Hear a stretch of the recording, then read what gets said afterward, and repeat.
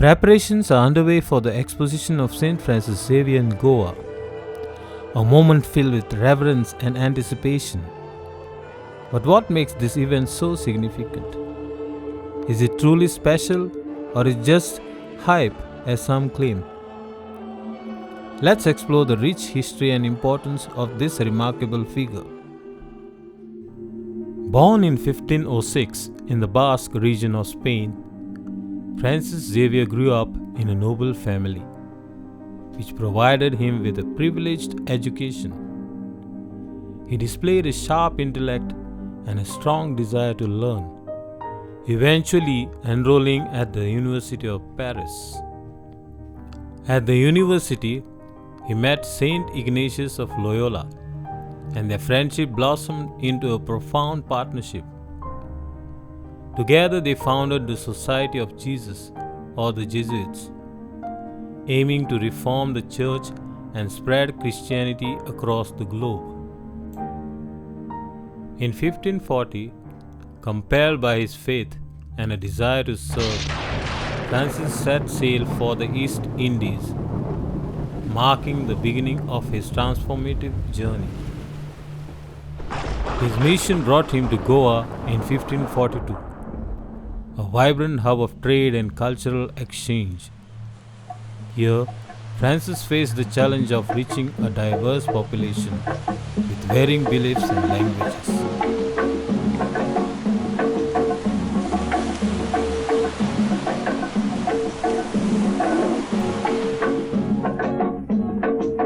He learned local languages, engaged with different cultures, and worked tirelessly to help the poor and marginalized. His ability to connect with people was remarkable. He baptized thousands and established a strong Christian community in Goa.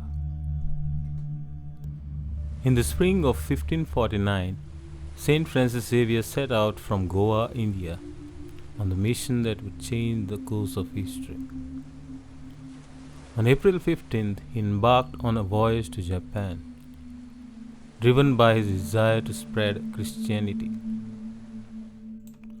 After a brief stop in Malacca in May 1549, where he gathered knowledge about Japan, Xavier sailed towards the unknown.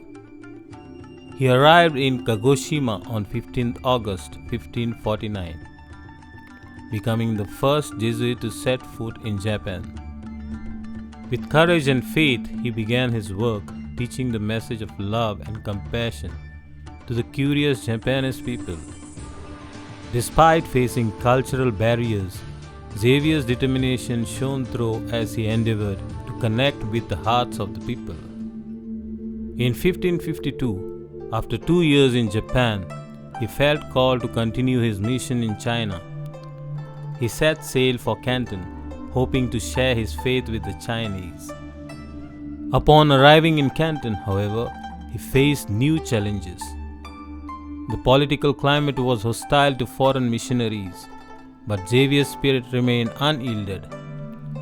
He learned the language and culture, striving to plant the seeds of faith.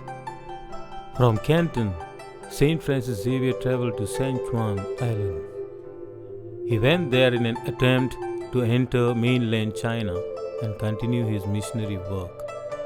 Sadly, his journey ended prematurely in December 1552. He fell ill.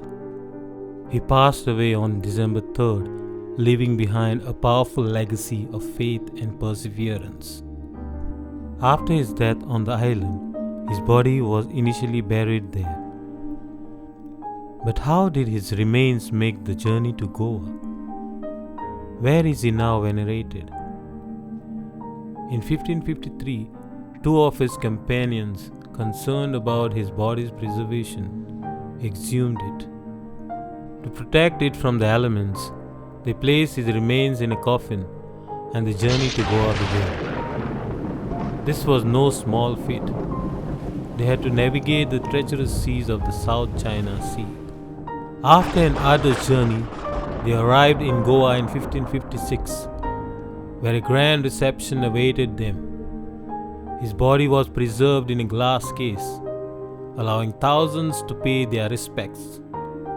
Today, St. Francis Xavier rests in the Basilica of Bon Jesus, a UNESCO World Heritage Site, where his legacy continues to inspire many.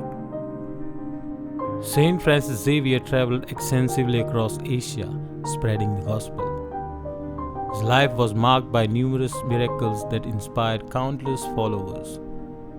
One of the most famous miracles occurred in India, where he reportedly healed a young boy possessed by demons. Through prayer and faith, the boy was freed, leading to a surge of conversions among locals. Another notable miracle took place during a severe drought in India. St. Francis prayed for rain, and shortly after, the heavens opened, bringing relief to the parched land. In 1554, a worshipper reportedly bit off the pinky toe of St. Francis Xavier's right foot, believing that such a relic would bring them closer to the saint's divine power. This act led to the miraculous appearance of blood, which many interpreted as a sign of his sanctity.